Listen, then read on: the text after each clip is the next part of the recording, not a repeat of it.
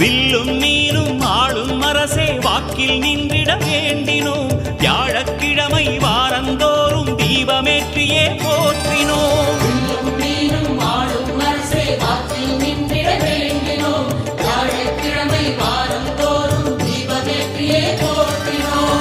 பிரகஸ்பதியே சுரநிதியே ஜாதகமெங்கிலும் சாதகமாகிட வேணும் குருதேவா.